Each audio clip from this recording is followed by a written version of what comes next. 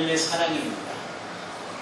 한결같고 핵심적이고 한편으로는 다 아는 것 같지만 하나도 모릅니다. 그 하나님의 사랑이 오늘 설교의 주제입니다. 이런 말씀으로 시작하기를 원합니다. 지금은 성탄절을 앞두고 있는 대강절입니다. 주님이 강림하실 것에 대한 준비하는 그러한 절기죠. 그 어느 때보다도 경건하고 또 그 어느 때보다도 이웃을 살피고 관심을 두어야 될 시기입니다. 바로 이때에 우리가 빼놓지 않고 알아야 될 내용 중에 하나를 꼭 말씀드리고 싶습니다. 그것은 이때가 곧 성탄이 가깝고 성탄이 도래하기에 우리는 즐거워야 한다는 겁니다. 한번 따라해 보실까요? 즐거워하자. 이런 표현은 어떨까요? 기뻐하자. 그렇습니다. 기뻐하여야 되고 즐거워해야 될 때입니다. 그분이 오시면 우리의 인생을 복되게 하셨고 어둠에서 빛으로, 죄인에서 의인으로, 사단에서 하나님의 자녀로 되어지는 완성이 되어졌기 때문에 기쁠 수밖에 없는 겁니다.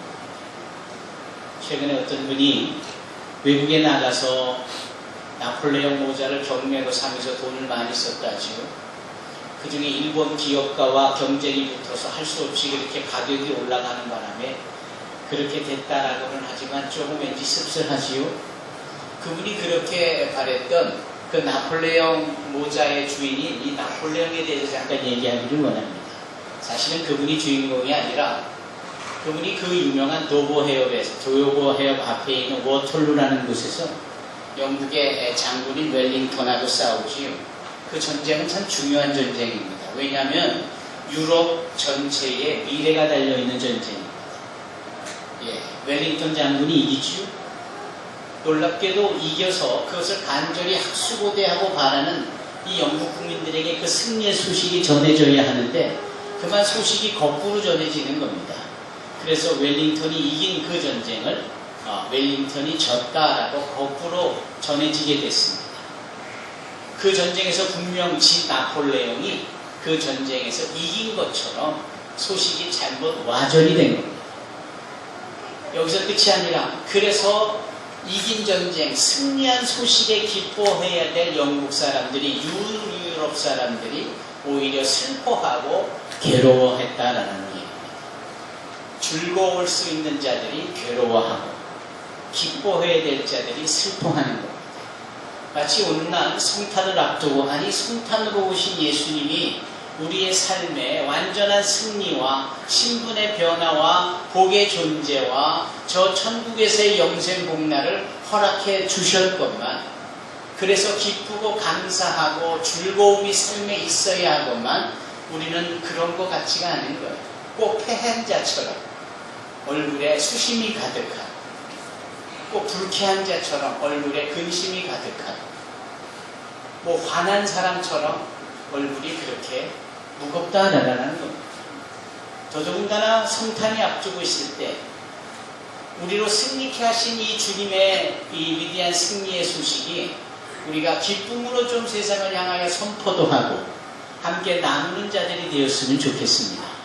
사랑하는 성도 여러분, 저는 여러분들에게 이 사랑에 대한 하나님의 사랑에 대한 소식을 좀 전하고자 합니다.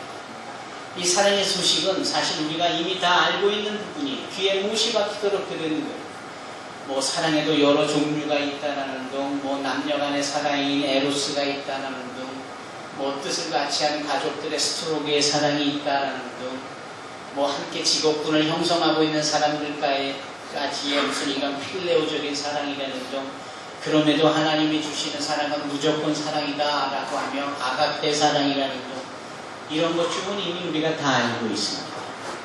그런데 과연 그것을 얼마나 삶에 적용하며 그 사랑이 나를 향한 사랑인지에 대해서 살갑게 느끼고 있느냐라는 거예요.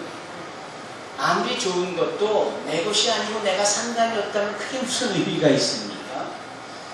그런 점에서 볼 때 대부분의 성도들이 각자 자신에게 베푸신 하나님의 사랑이므로 즐겁고 기뻐하고 감사하여야 되는데 오히려 그 사랑하고는 별개처럼 여기지며 무능력한 삶을 살고 있는 것, 이것이 염려가 되고 근심이 되는 겁니다.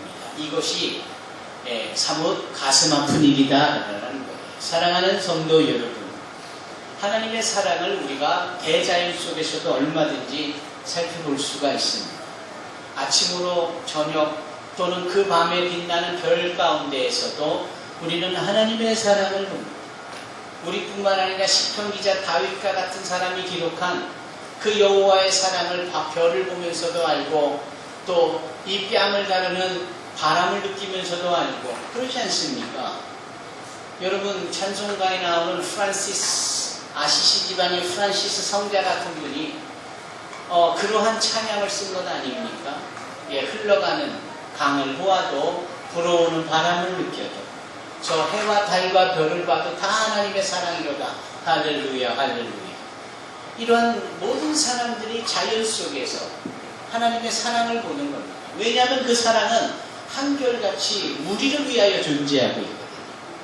하나님께서 당신의 형상을 따라 지으신 아담과 하와가 있기까지 먼저 예비해 두신 것이 대자연이옵시다. 그렇지 않습니까? 태양을 지셨고 별을 지셨고 우리가 머물 수 있는 대자연을 허락하셨습니다. 하나님께서 정성스럽게 그렇게 보시기에 좋았다라고 평가까지 중간중간 평가도 하시면서 지으신 것이 대자연이 그렇잖아요. 봄이 오면은 꽃이 핍니다. 여름이면 왕성한 생명력으로 녹음이 온 땅에 가득합니다. 가을이면 형형생색, 단풍, 삼천일반도, 금수강산, 특별히 우리나라에 이 계절의 변화로 주어지는 삶의 풍요로움은 이루 말할 수가 없습니다.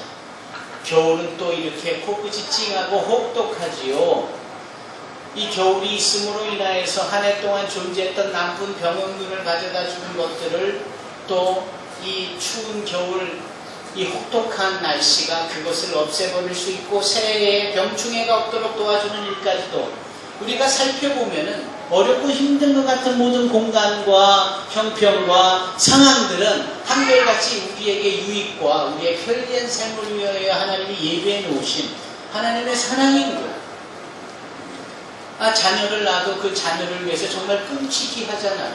요즘은 그 자녀들을 위하여서 준비되어지는 것이 왜 그렇게 많은지 몰라요. 최근 제가 이런 것도 있었다라고 봐지는 것이 이 엄마가 이 배 가슴 쪽에 이렇게 뭘 하나 설치하면 마치 캥거루 가죽 주머니처럼 그 애기가 거기 걸터 앉을 수 있는 그런 용품까지 있더라고요.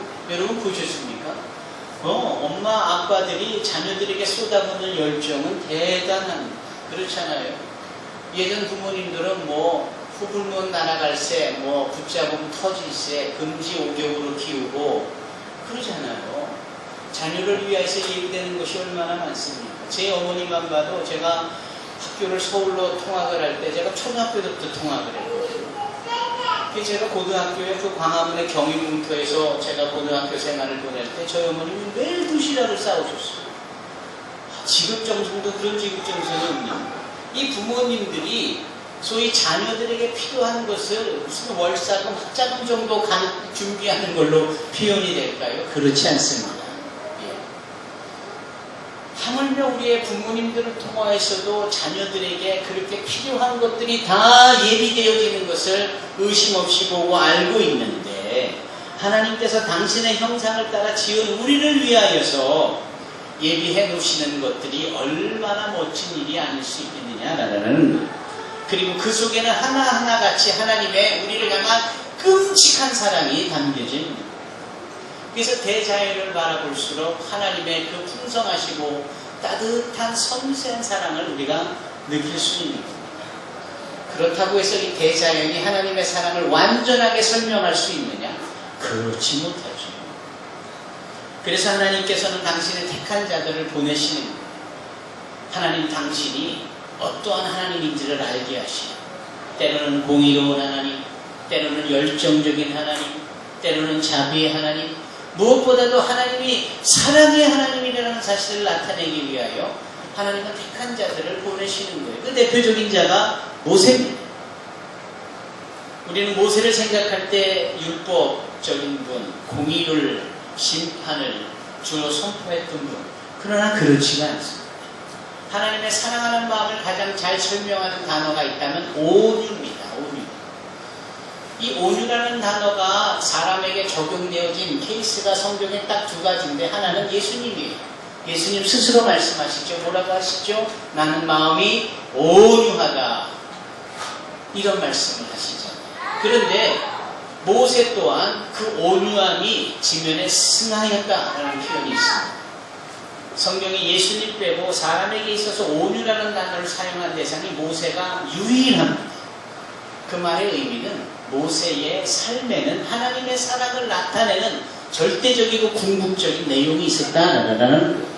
모세가 뭘 해도 하나님의 사랑을 위해서 했고 하나님의 사랑을 나타내고자 했다라는 거예요. 이사야 선지자를 아십니까? 느닷없이 그 양반이 벌거벗고 그걸 뭐랍니까? 벌거벗고 길거리를 뛰는 거예요. 스티킹이라고 합니까? 김성주 집좀 뭐라고 합니까? 예. 아니 세상에 이분이 왕족 출신 아닙니까? 이사야가. 게다가 부름을 받은 하나님의 선지자 아닙니까? 이 노인네가 느닷없이 희로하게 안 걸치고 거기다가 또 퍼포먼스를 하는 것처럼 손에 새끼줄을 매지를 않습니까? 그리고 예루살렘 거리를 뛰어다니는 겁니다. 이스라엘의 집가를 뛰어다니는 겁니다. 너희들이 회개하지 않으면 이 모양 이 꼴대로 저 아수르에 끌려갈 것을 내가 가슴 아파하면서 너희들에게 회개를 종용하는 거다. 그 회개를 한 자를 통하여 알려주시는 그 하나님의 마음은 어떤 분이신가? 심판하여 멸절하려는 심판의 하나님이실까요? 아닙니다. 한 영혼이라도 더 회개하여 주께로 돌아오기를 원하시는 사랑의 하나님이십니다. 그래서 이사야를 통하여 여러분 에레미야 선지자는 어떻습니까? 에레미야 선지자는 늘 징징징징 우는 분이에요. 뻑하면 울어요. 그 왜 웁니까? 답답해서 우는 겁니다. 이렇게 심판받아서 바벨론에 끌려갈 자신의 백성들이 불쌍해서 하나님의 사랑하는 마음을 품고 우는 자가 바로 에레미야 선지자예요. 그래서 그에게 주어지는 별명이 눈물의 선지자인 거예요. 눈물의 선지자. 그런 선지자의 언행 심사를 보면서 우리는 뭘 보는 겁니까? 하나님의 사랑을 보는 겁니다. 호세아 선지자는 어떻습니까? 고멜이라는 정말 음탕하기 그지일 데 없는 더럽고 추악한 여자 보고 하나님께서는 그 호세아 선지자 보고 장가들라잖아요. 아니 선지자 보고 정말 죄 많고 더러운 창기와 같은 여인하고 장가를 들다니. 근데 들지 않습니까? 하나님의 말씀이니까. 그런데 이 고멜이라는 여자가 전적이 그렇게 화려함에도 그 음탕한 짓을 계속하는 거예요. 속색이고 집 나가면 또 이 호세아 선지자가 가슴을 치며 울며 불며 기도하며 그 고멜을 찾아 나서고 또 집에다 앉힙니다. 그러면 또 있다가 또 나가고 또 더럽혀지고 또 그러는 거예요. 이게 다 이스라엘 백성들이 이 음탕한 고멜과 같은 존재다라는 것을 하나님이 말씀하는 거예요. 하나님을 떠나 원수된 존재처럼 더러운 죄악 속에 그렇게 살고 있는데 하나님 당신을 이 여호수아로 보여하는 아닙니까? 그래도 사랑이신 당신이 그를 용서하고 찾아가 또 그를 맞이하고 화목하고 또 나가 죄지어도 또 데려오고 또 데려오고 그런 호세아 선지자의 언행 신사를 통해서 우리는 하나님을 봅니다.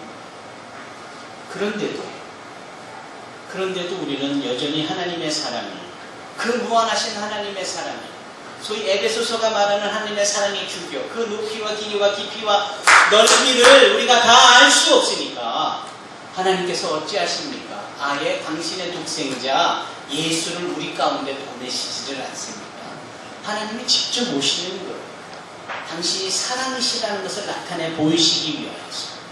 그래서 그 3년 반 동안에 그 예수님을 옆에 함께 있던 자가 그 예수님이 승천하시고 난 후에 그 예수의 어머니 마리아를 평생 섬기면서 그 마리아의 입을 통해서 왜 예수님이 사랑이실 수밖에 없는지에 대해서 충분히 들은 이 요한은 그래서 그가 기록한 서신서에 하나님은 사랑이시다 이렇게 결론을 내리는 거예요.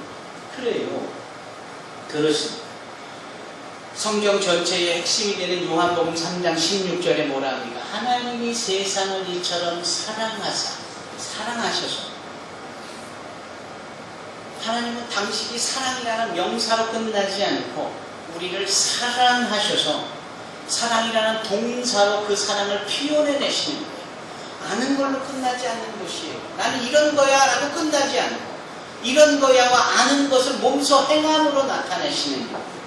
오늘날 우리 성도들은, 많은 크리스찬들은 머리가 커지고 지식이 많아지고 아는 거는 그렇게 많아요. 그런데 행함이 없어요. 하나님은 행하시는 분이세요. 그분은 우리의 앞에서 사랑이시다라고 말씀하시면서 그 사랑을 아예 행하세요. 어떻게? 자신의 독생자를 우리에게 아낌없이 내어주신다니까요. 여러분, 로마서 8장 32절에 뭐라 합니까? 그 아들을 아낌없이 내어주시니까 또 하나님께서 그 아들과 더불어 너에게 모든 좋은 것을 더하여 주시지 않겠느냐 라고까지 말씀하세요. 주시는데 한번 인색하게 단번에 주고 그걸로 생생되시는 분이 아니라 주시되 계속 주시고 더 귀한 걸로 주시고 앞으로도 더 많이 더 좋은 것으로 주시겠다고. 한결같이 동사로 시작해서 동사로 끝나시는 분이 하나님이시죠. 그래서 그분은 사랑이실 수밖에 없고 사랑이신 것이죠. 그 하나님의 사랑에 대하여서 오늘 로마서 5장 5절로 11절의 말씀에 사도 바울은 뭐라고 합니까? 성령으로 말미암아 우리에게 하나님의 사랑을 부어줬다. 이 부어줬다라는 것은 넘칠 것과 같은 부분이 함께 연상이 되는 단어 아닙니까? 내 잔이 넘치나이다 라고 고백했던 다윗의 시편 23편의 말씀처럼 하나님께서 그냥 주셨다가 아니라 부어주셨다. 그분이 우리에게 사랑을 주시는데 찔끔 주는 게 아니라 왕창 부어주시는 거예요. 그래서 누가복음에 말하는 것처럼 후이 흔들어 차고 넘치도록 주신다 말이죠. 그렇게 주어진 하나님의 사랑이 구체적으로 어떻게 우리 가운데 나타냈느냐? 우리가 아직 연약할 때 예수께서 죽으시기까지 하시면서 하나님의 사랑을 우리에게 부어주셨다. 우리가 아직 연약할 때. 어느 때요? 우리가 아직 연약할 때. 믿음이 잘 모르겠고 또 믿음, 그 연약할 때 다음에 경건치 않은 사람들을 위하여라는 단어가 있잖아요. 그 경건치 않는 단어는 믿음이 없는 사람, 넌 크리스찬들을 의미합니다. 그러니까 우리가 아직도 이 세상 속에 있으면서 예수를 모른다라고 까불고 내 멋대로 살고 내가 다인양 생각하는 이때도 여전히 하나님이 우리를 너무나도 사랑하셔서 나와 같은 그런 우리와 같은 자를 위하여 죽으셨다라는 사도 바울이 그걸 말하는 겁니다. 그런데 우리가 연약할 때 죽으신 것뿐만 아니라 우리가 죄인 되었을 때도 우리를 위해서 죽으셨다. 뭐가 더 심각한 겁니까? 죄인일 때가 더 심각합니까? 연약할 때가 더 심각합니까? 죄인일 때가 더 심각합니다.